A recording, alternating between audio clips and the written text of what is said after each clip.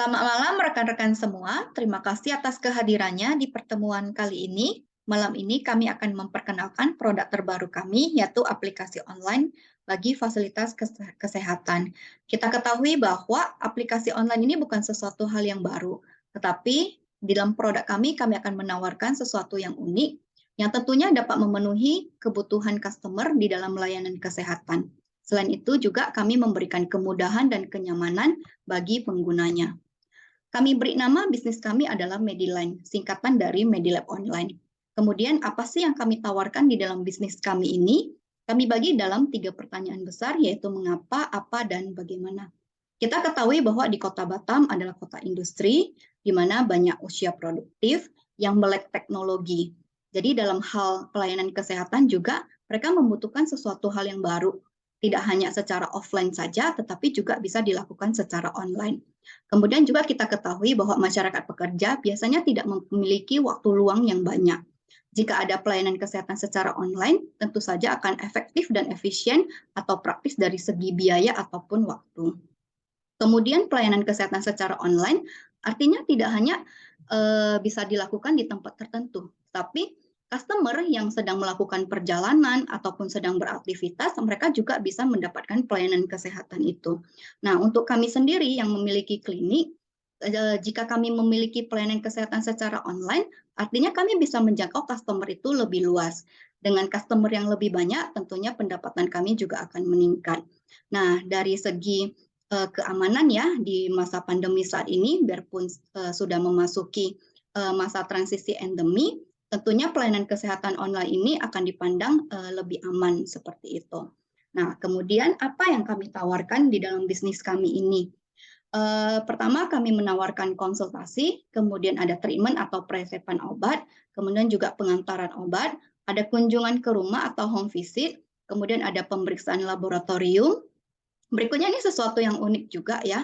Jadi biasanya kalau konseling atau pelayanan psikologi itu dilakukan secara tatap muka, sekarang ini kami menawarkan itu bisa dilakukan secara online.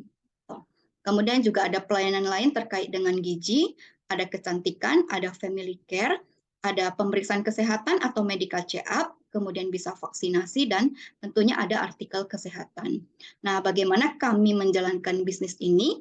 Bisnis ini diluncurkan untuk menjawab permasalahan yang dijumpai di masyarakat, khususnya di Kota Batam. Yang pertama, mereka akan mendapatkan kemudahan akses, yang kedua, kenyamanan, kemudian yang ketiga tentunya dengan harga yang terjangkau. Nah, bagaimana bisnis ini memperoleh pendapatan?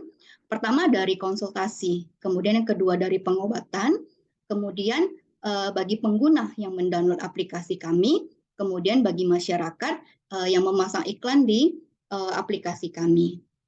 Nah, kita lihat di sini terkait dengan problem dan opportunity dari bisnis kami ini. Ya, dalam konteks di Kota Batam sendiri, di mana terjadi pertumbuhan populasi, kemudian ada perubahan gaya hidup. Nah, kita tahu juga bahwa teknologi makin ke sini makin canggih, kemudian juga terkait dengan regulatori ya di Permenkes 24 tahun 2022 tentang rekam medis elektronik. Nah, muncullah ini permasalahan yang berkaitan dengan pemeriksaan kesehatan gitu. Nah, untuk customer kami sendiri, kalau kita berbicara tentang kesehatan, seharusnya ini tidak ada batasan ya, terkait tentang usia, kemudian jenis kelamin seperti itu. Di mana kita tahu bahwa kesehatan itu diperlukan oleh semua orang gitu. Tapi nanti di slide berikutnya kami akan memperjelas target customer kami yang potensial gitu. Nah, kemudian dari aplikasi ini nanti akan muncul dua impact ya. Satu yang emosional atau yang tidak terukur, satu lagi yang quantifiable atau yang terukur. Nah, untuk yang emosional ini sendiri kami bagi jadi dua juga, ada yang positif dan negatif gitu. Nah, untuk yang positif tentunya customer akan merasakan kenyamanan dan privasi karena hanya dia saja yang dilayani gitu. Tapi dari segi negatifnya, karena online tidak bertatap muka langsung, mungkin ada satu perasaan dari customer bahwa dia terisolasi seperti itu. Nah, kalau untuk yang terukur, nanti kami bisa menggunakan berapa jumlah yang mendownload atau menggunakan aplikasi kami. Kemudian juga kami bisa melakukan survei kepuasan pelanggan. Di sini kita akan bisa lihat ada customer komplain atau tidak gitu. Kemudian yang ketiga adalah terkait dengan waktu kami merespon. Jadi pada saat si customer ini mulai mengorder pelayanan kesehatan sampai dia dilayanin berapa sih waktu yang dibutuhkan gitu. Kemudian juga kita bisa mengukur dari berapa jumlah yang menggunakan ulang aplikasi ini. Oke, nah sebelum kami luncurkan produk kami sudah melakukan market research ya. Jadi kami membagikan kuesioner ke 100 responden, tapi hanya 81 saja yang dapat diterima seperti itu. Nah, kuesioner ini berisi 8 pertanyaan, di mana yang kami tanyakan itu adalah apakah mereka pernah menggunakan aplikasi kesehatan online atau tidak gitu. Kemudian kalau ya, seberapa sering.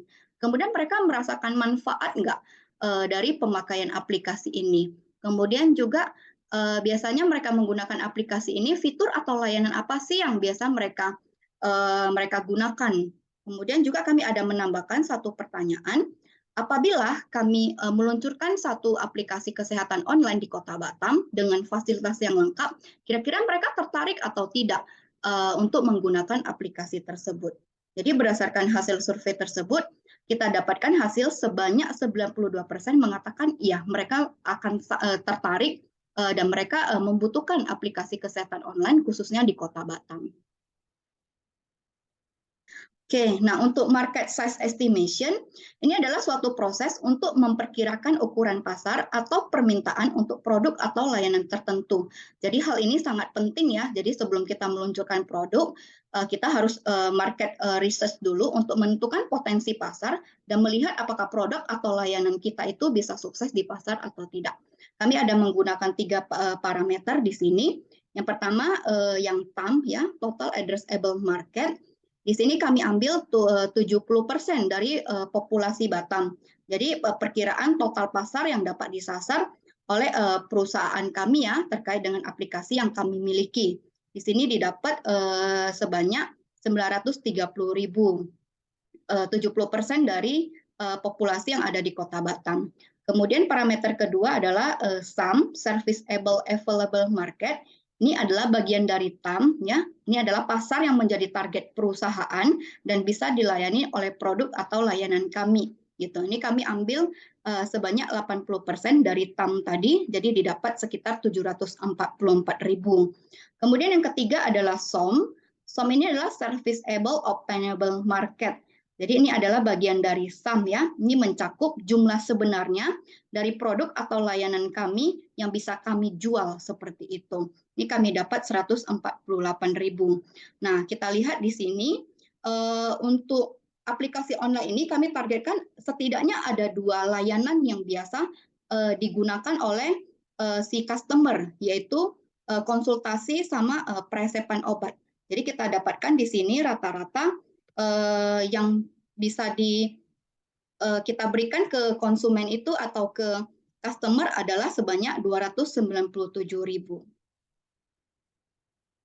Oke, nah untuk customer sendiri, tadi seperti saya sampaikan sebelumnya, sebenarnya kita nggak terbatas ya, karena ini masalah kesehatan. Cuman kami tentukan di sini target customer yang potensial kami adalah yang usia 17 sampai 50 tahun. Occupation-nya, pekerjaannya kami nggak tentukan spesifik ya.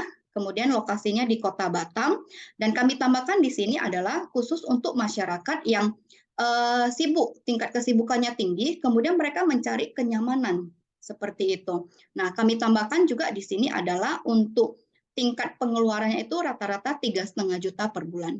Untuk UMK di Batam sendiri itu sekitar 4,5 juta. Artinya dia akan bisa menabung 1 juta.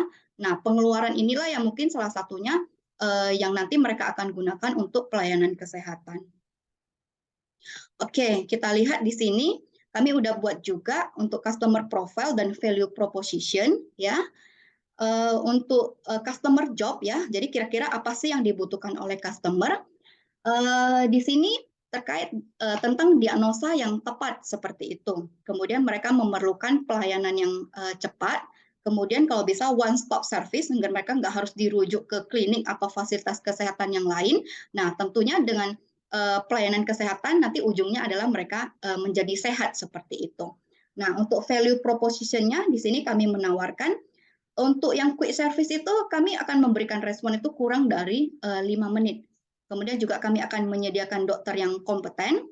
Kemudian yang tadi, yang one stop service ini ya, artinya fasilitas yang kami tawarkan juga lengkap seperti itu. Kemudian untuk yang bagian pain ya, kira-kira apa sih kendala yang bisa dijumpai oleh customer? Karena ini aplikasi online, tentunya ini nanti berkaitan dengan aplikasi yang error, kemudian gangguan internet, mungkin juga slow respon, kemudian tidak ada daftar harga ya, estimasi daftar harga, atau admin kami yang tidak komunikatif. Nah, di sini kami tawarkan adalah kami akan melakukan maintenance untuk aplikasi itu secara berkala. Kemudian kami akan untuk adminnya kami, untuk petugasnya kami itu yang well trained, yang artinya benar-benar bisa menjawab atau bisa memberikan informasi yang tepat bagi si customer. Kemudian juga begitu ada order nih pelayanan kesehatan dari customer, di aplikasi kami itu akan muncul notifikasi, artinya kami bisa menanggapi lebih cepat gitu ya. Kemudian terkait dengan price list, ini kami akan memberikan estimasi kira-kira kalau konsultasi itu berapa, pemeriksaan laboratorium berapa, seperti itu. Nah, membuat hal yang membuat customer senang ini tentunya waktu yang singkat, kemudian semua histori penyakitnya itu bisa tersimpan, kemudian diskonnya atau promo seperti itu. Nah, di sini kami tawarkan mulai dari dia mendaftar sampai dia dilayanin itu kurang dari 10 menit. Nah, kemudian terkait rekam medis itu kami tawarkan elektronik medical record ya, yang sesuai tadi di peraturan dari Permenkes ya, bahwa semua rekam medis itu sudah harus elektronik gitu. Kemudian juga kami akan memberikan informasi yang relevan terkait tentang kesehatan. Oke, nah setelah kami menawarkan produknya kami, tentunya ada benefit di dalamnya gitu. Jadi dari customer-nya sendiri itu bisa ketemu, bisa komunikasi dengan tenaga profesionalnya kami, kemudian juga akan meningkatkan awareness ya, baik dari si customer itu sendiri ataupun keluarganya. Kemudian dia akan mendapatkan informasi yang berkaitan dengan kesehatan. Nah, dengan pelayanan kesehatan online ini, dia juga bisa melakukan manajemen ya, health management yang lebih baik seperti itu. Kemudian juga ya namanya juga online. Artinya dia bisa mendapatkan pelayanan kesehatan tanpa harus datang ke fasilitas kesehatan seperti itu. Nah, untuk kompetitor ya, jadi seperti saya sampaikan di awal bahwa aplikasi online yang berkaitan dengan kesehatan bukan hal yang baru. Jadi ada beberapa yang sudah pasti kita kenal ya, seperti Halo Dokter, Halodoc, Doquity, Doklink seperti itu. Nah, banyakan sih bergeraknya di bidang kesehatan, ya pelayanan kesehatan, tapi khusus untuk Doquity ini lebih ke edukasi kesehatan. Mereka juga menawarkan pelayanannya secara online dengan harga yang terjangkau seperti itu, dan mereka juga memiliki unique value proposition gitu ya. Nah, untuk kalau di Medline sendiri, ini kita juga punya sesuatu hal yang unik seperti saya sampaikan sebelumnya, bahwa kita memiliki klinik sendiri gitu ya. Jadi semua pelayanan kesehatan itu bisa dilakukan di klinik tanpa harus kita rujuk seperti itu. Kemudian juga fasilitasnya lengkap mulai dari dia registrasi sampai dia mendapatkan obat itu bisa dilakukan secara satu pintu. Oke, untuk di Lean Canvas, jadi ini sebenarnya sudah ada beberapa hal yang kita bahas sebelumnya. Ini saya mau bahas yang tadi unique value proposition-nya kita, yang one stop service ya, gitu. Jadi kita punya klinik yang bergerak di bidang pemeriksaan kesehatan tenaga kerja dan pemeriksaan lingkungan kerja yang sudah berdiri mulai tahun 2002 gitu. Nah, untuk channelnya kita udah punya ya ini channel ke farmasi, kemudian ke rumah sakit, kemudian juga PBF ya, pedagang besar farmasi, kemudian juga supplier alat kesehatan seperti itu, termasuk juga vaksin. Oke, untuk market value proposition kita lihat di sini. Jadi produk ini sebelum kami luncurkan, kami sudah melakukan market research ya. Kemudian juga kami sudah punya plan untuk pengembangannya, begitu juga untuk upgrade dari aplikasinya seperti itu. Dan yang pasti di sini adalah karena ini online, kami menjamin bahwa semua data pasien itu tersimpan dengan aman. Jadi ini berkaitan dengan security policy seperti itu. Kemudian fokus dari aplikasi ini tentunya adalah kesehatan dari si customer. Oke, bagaimana memvalidasi dari market value proposition? Jadi kami akan mentes MVP ini selama 3 bulan ya. Kami akan mengundang pekerja sebanyak 100 orang yang dilakukan dalam bentuk round table discussion seperti itu ya. Mungkin di sini nanti akan muncul beberapa pertanyaan. Kira-kira nanti banyak nggak customer yang akan membeli atau menggunakan aplikasi ini?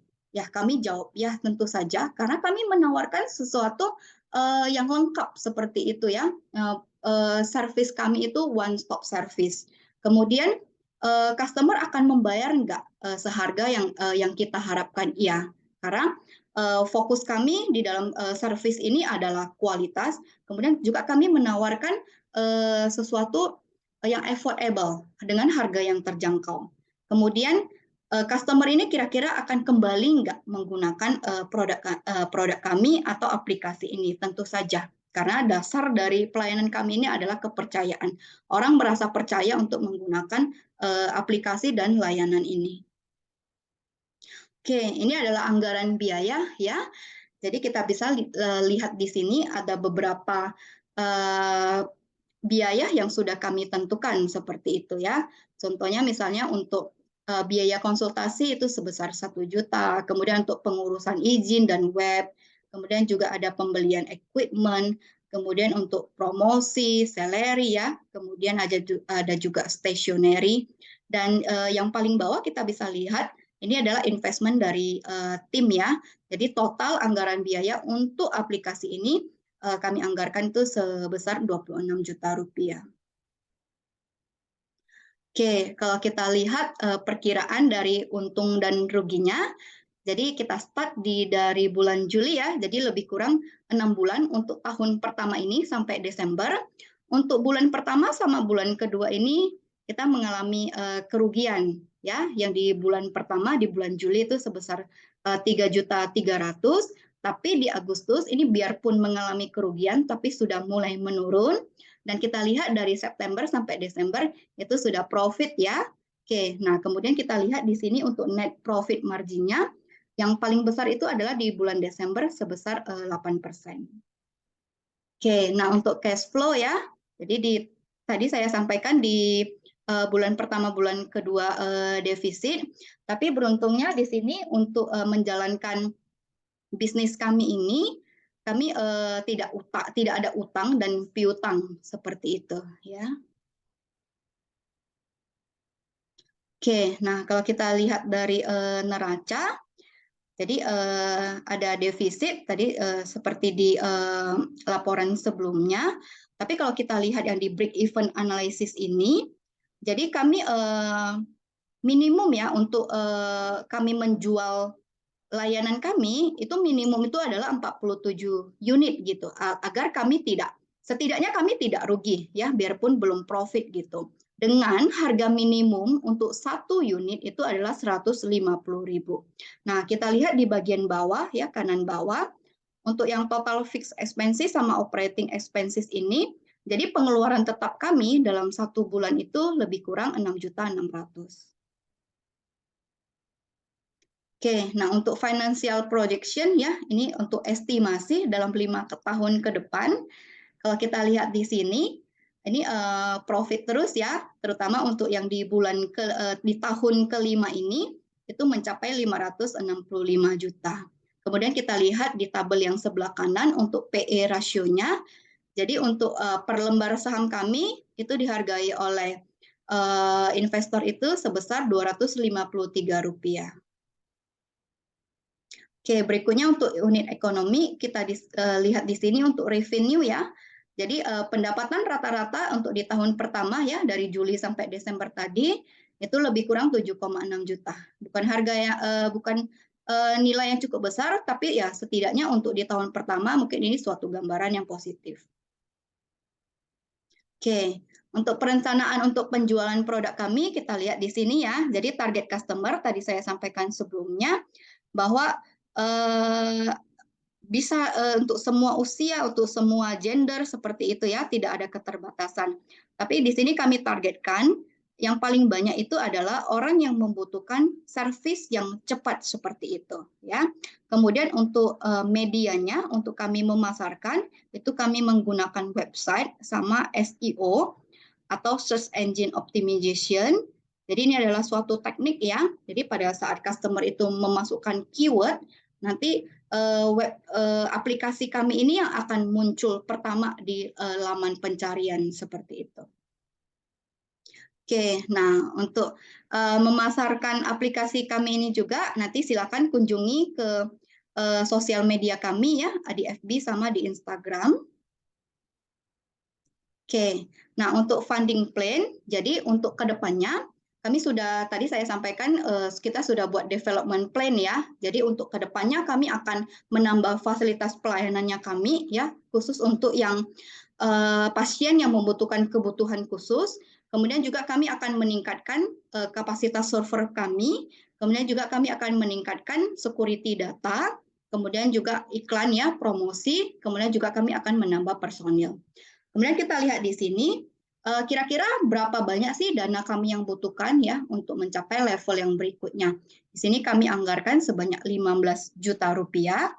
Kemudian kalau yang sudah dipergunakan itu berapa? Kami buat 26 juta rupiah sesuai dengan anggaran pertama kami.